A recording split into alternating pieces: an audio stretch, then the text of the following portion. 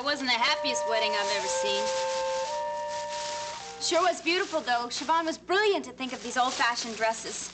And they were really flattering to each one of us, even though Jill's so short and Faye's so tall, you know? Antique gowns are really in, too. I could wear this other places. Even Frank complimented me. There's a certain delicate quality I think you need to look just right in one of these, which I guess I have. And Ryan was adorable. Did you hear that woman outside the church asking if she was my little girl? It's weird about Mary, though. I mean, I always knew she was a sorehead, but I'd like to be a fly on the wall when she shows up. A sorehead? Mary. I overheard Maeve say that she and Siobhan had a fight. Maybe that's why she didn't come to the wedding, which I think is terrible. You hungover? I had 2 glasses of champagne 2 hours ago. We have been awfully quiet. What are you reading? The commodities report. Your rice did absolutely nothing today. Maybe tomorrow.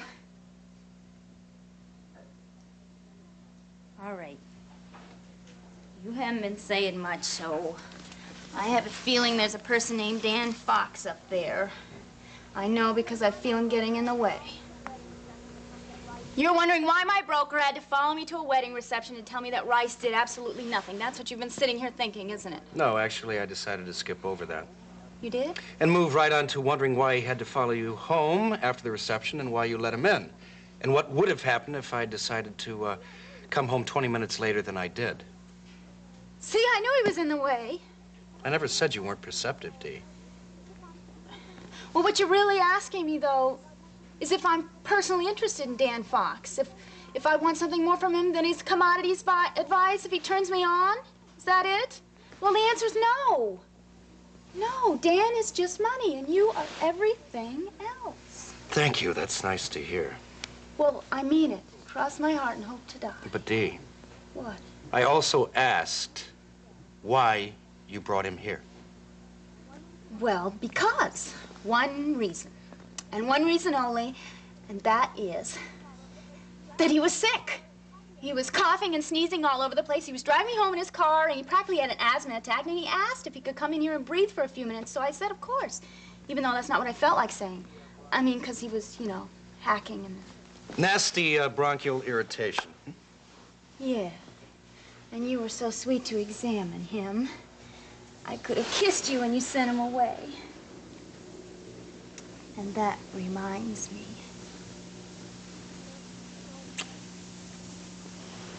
I love you so much. I wish we were on a honeymoon. That means you don't want to talk about your broker anymore. I want to play honeymoon. Unless you'd rather... No, no. Actually, I'm ready for a change of pace. Okay. Okay, you wait right here, and don't look, because I'm going to surprise you. Oh, Siobhan's not the only one that's going to be fancy tonight.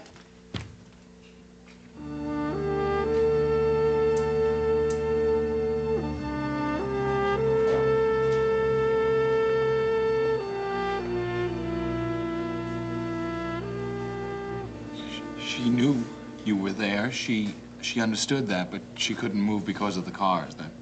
And her neck, yes. Father gave her extra unction. She wasn't in any pain, dear. Mitch. I can't believe it. Doctor said he'd call. He will, but it takes a while. The autopsy. That doctor, of course, what the hell other doctor can Mary use now?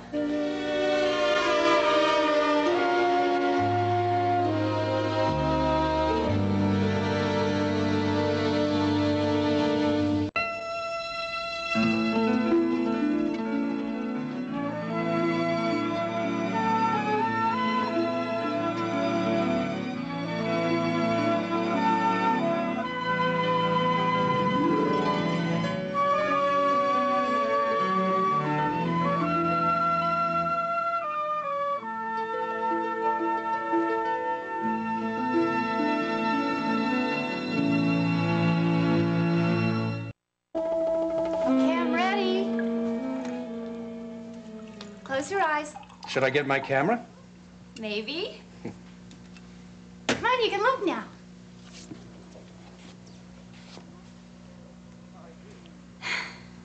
You don't like it? Oh, I do. I just didn't expect it. I wore this on our honeymoon. How come you're not dressed? How come you are? You thought I thought we were going to play honeymoon. Well, we are. But first we get all dressed up and go out for an incredible dinner. Champagne and caviar and truffles. And then we come back in a taxi and cuddle in the back seat. And then we drink those. And then we take off our clothes and make love. See? That way we have something to look forward to. But Delia, I have Christmas for that. I tell you what, I'll give you 10 reasons for playing my way. Number 1 is caviar's better for dinner than scrambled eggs, which is all I have. And number 2, we ought to celebrate Joe and Siobhan. And number 3, we ought to celebrate us. And number 4 is the same as number 3, us, our marriage, and how much fun we have together, and how we love each other, and how we don't want to lose each other. Roger. That's only 8 reasons, but you can stop. I'm convinced. Thank you. Oh, I really wish we were honeymooning somewhere where no one could find us and the phone wouldn't ring. Look, why don't you get your coat and we'll play Running Away too. Could we take a real trip?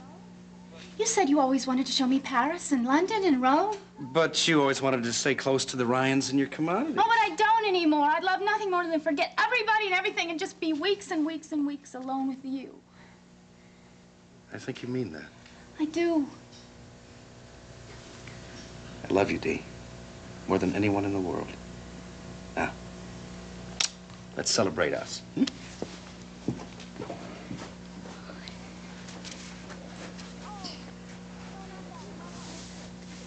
Oh, no, not that one. I want my fit. But you wore this, Meg, to the wedding. I know, and that's probably why things went wrong. If I wore this one, Mary would have shown up and other people wouldn't have. This is my happy marriage coat because my husband picked it out.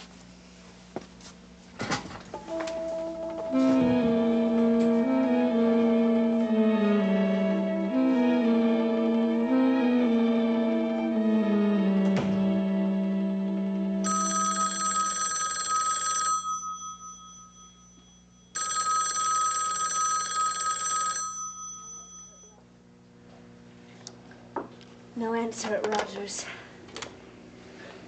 I could call the hospital. I could ask for Dr. Perry, tell him I'm Rogers' sister, and That's say okay, I'm that's okay, never mind. What's an autopsy report gonna do anyway, huh? Thanks.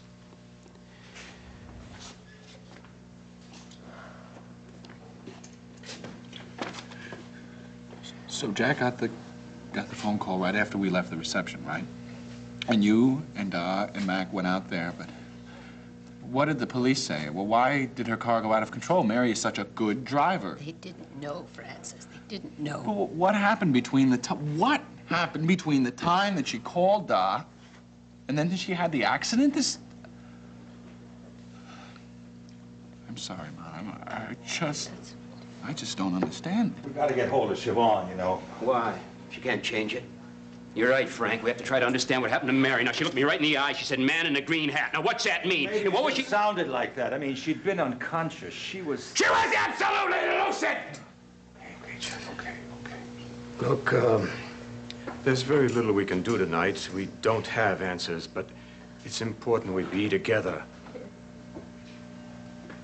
And I find what keeps coming to my mind is that story of Sister Cecilia's. Yes, John. Do you remember? Mary, she was in the 8th grade and studying the sacraments. I think that was the first time she started her planning. Oh, yeah. Planning what? Her funeral, you might say.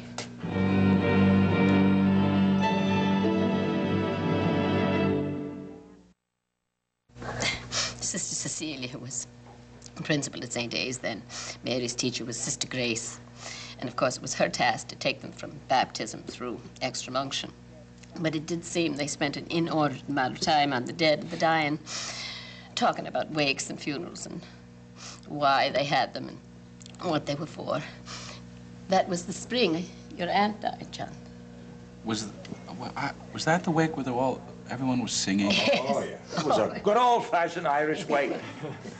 Mary saw it all as part of a way to celebrate the life that was, and then to help those who left behind to pick up and go on without the loved one. Basically, she decided that wakes worked and funerals didn't. Yes. Oh, poor Sister Grace. She was a lovely woman, but she was so serious.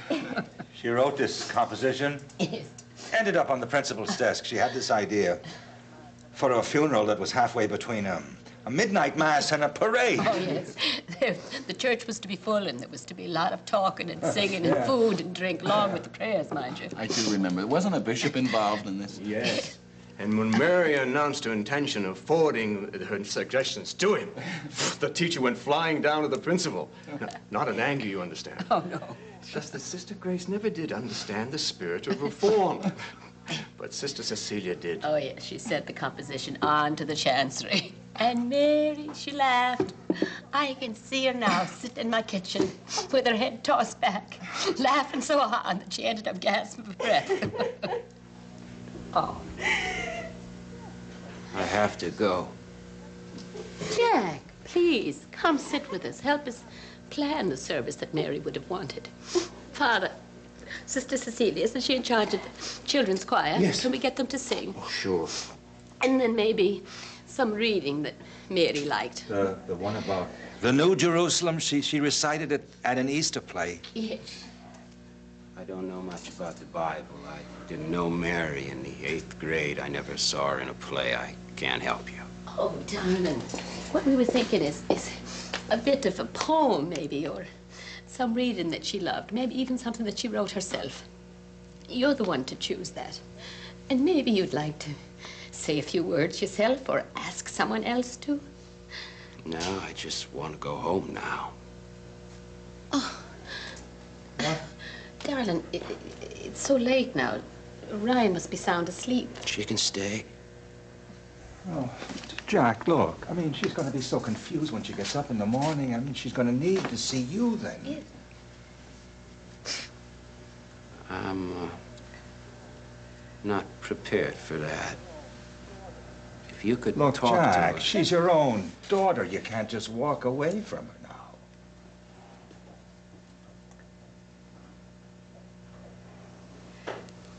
Good night. Jack.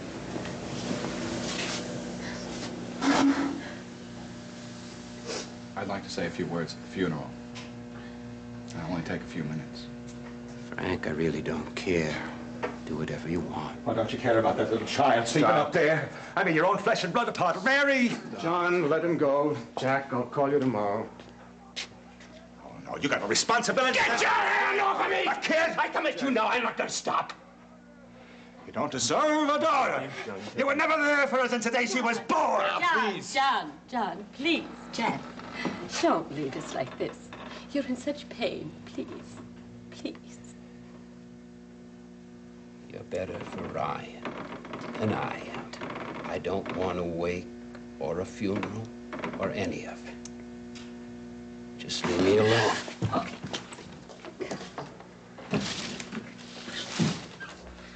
Poor little kid.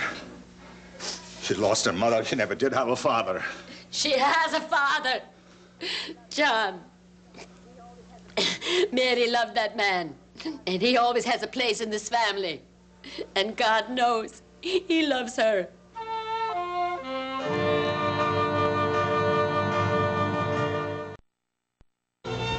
The lady would like the cream de menthe parfait. I'll have coffee and a cigar after dinner, please. And I'll have some too. Oh, correction.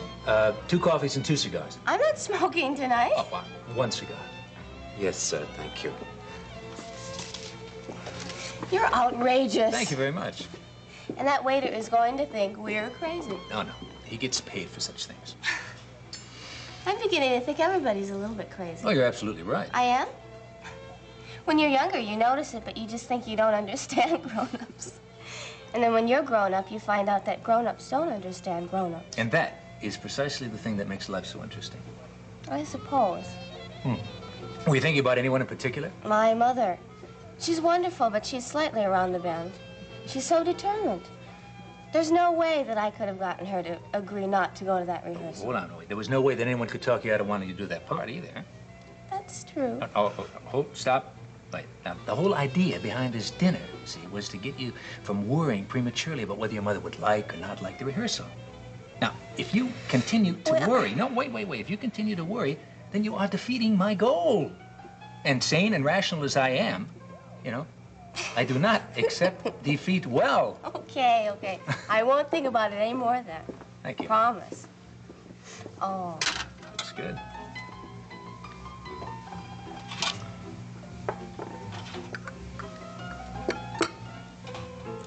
Thank you very much.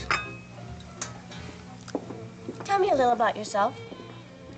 I mean, the good things about you that, why, you know, if you do crazy things, if you're crazy. Absolutely not. No, I'm sane, rational, and in complete control all the time. Oh. Funny. I beg your pardon. This whole conversation is demented. And you know what? This is one of the only times I've ever been in New York that I haven't felt young. How do you mean? Well, most of the time I go around, except at the theater when I'm working, most of the time I go around feeling about 100 years younger and less experienced and less sophisticated than anybody else. And in my company, you've abruptly aged 100 years? Oh, that's terrific. That's not what I mean. You're just reassuring, that's all. And when I'm with you, I feel happy about myself just the way I am. Oh, maybe that's because I admire you just the way you are. Well, thank you. I admire you, too. A lot. Who was the first person you fell in love with? Not counting my kindergarten teacher? Skip her. Marguerite Laporte. How old were you? 7. I mean, seriously in love with. Marguerite Laporte. I'll probably love her till the day I die. Did she love you? She hated me. Unfortunately, at 7, I had not yet acquired the finesse and social skills that made me so widely admired afterward. I tried to get her attention by beating up her brother. About once a week, Marguerite would see me coming and screaming into the house. You're not going to believe this, but it was the same way with me and Rodney Stewart. Except I tried to get him in fights. Me to attract his attention? Yes. There is an incredible universality about human responses. Hi, Seneca. Well, hello, Delia. I don't believe you know Kimberly Harris.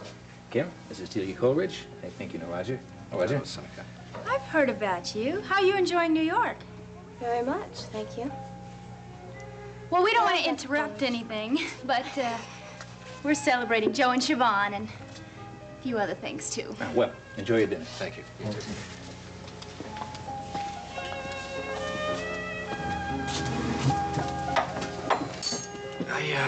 I think we'll begin with the champagne. You're number 47, I believe. Very good, Dr. Coleridge. Boy, that's real interesting. He's a father figure to her, Dee.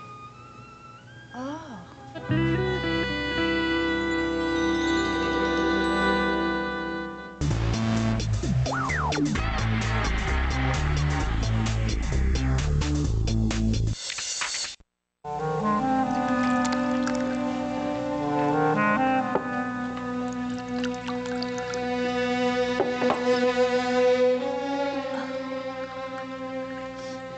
One for yourself. I'm really sorry. I'll apologize to Jack. I knew you would, dear. It's got to be harder on him than for any of us. She was his emotional connection to the rest of the world. Yeah, except for Sister Mary Joel, Jumbo, who else? Siobhan. Maybe I ought to get on the phone and call all the hotels in Sea Island, Georgia. I mean, they're not due there till tomorrow, but maybe if I found out where they got reservations. Well, it's worth a try. Do that, John, and I'll go up and see the children meanwhile. What can I do? I have to do something. Just be here. Try to relax.